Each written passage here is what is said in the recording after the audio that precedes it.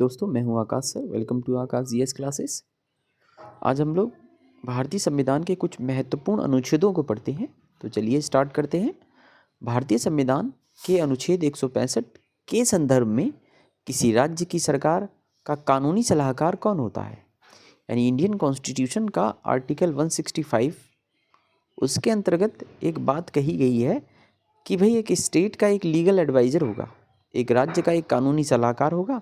तो वही आपसे पूछ रहा है कि जो राज्य का कानूनी सलाहकार होता है वह कौन होता है।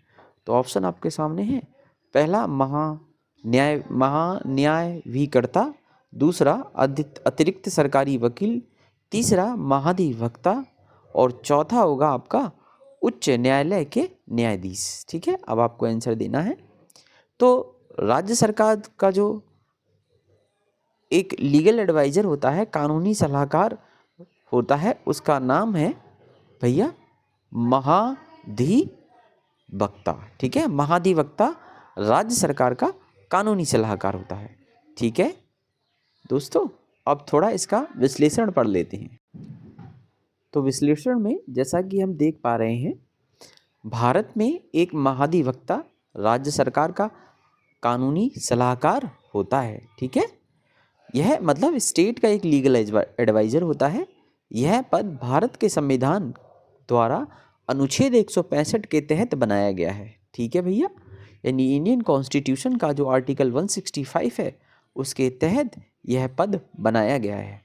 यह संघ सरकार यानी कि यूनियन गवर्नमेंट पर भारत के महान्यायवादी के समान होता है। ठीक है, जैसा यूनियन गवर्नमेंट जो होती है, संघ सरकार में संघ सरकार का जो कानूनी सलाहकार होता है वो होता है महान्यायवादी, उसी तरह से राज्य सरकार का कानूनी सलाहकार महाधिवक्ता होता है। ठीक है, और उसी के समान है।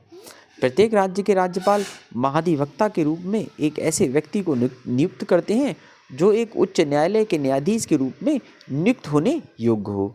जैसा कि आप जानते हैं, महाधिवक्ता उसको किसी राज्य के जो राज्यपाल होते हैं यानी कि गवर्नर नियुक्त करते हैं या अपॉइंट करते हैं। ठीक है, गवर्नर के द्वारा अपॉइंट किया जाता है, राज्यपाल के द्वारा नियुक्त किया जाता है। बाकी कुछ अतिरिक्त पॉइंट हैं, आप इसे देख लेना। ठीक है बच्चों, अब आगे चलते हैं, अगला प्रश्न लेते हैं।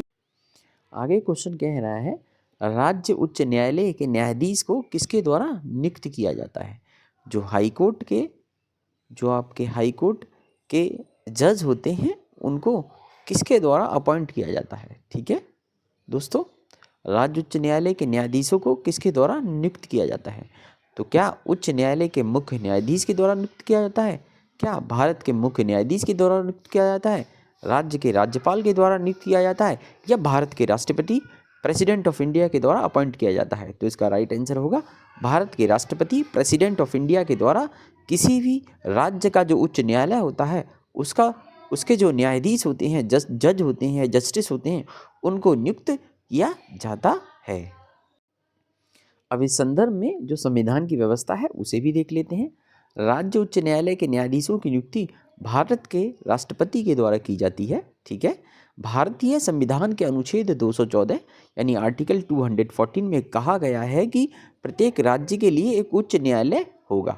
यानी इंडियन कॉन्स्टिट्यूशन का जब आप आर्टिकल 214 पढ़ोगे तो उसमें एक व्यवस्था की गई है कि भैया प्रत्येक स्टेट के लिए ना एक हाई कोर्ट की व्यवस्था की गई है। ठीक है, आगे चलते हैं।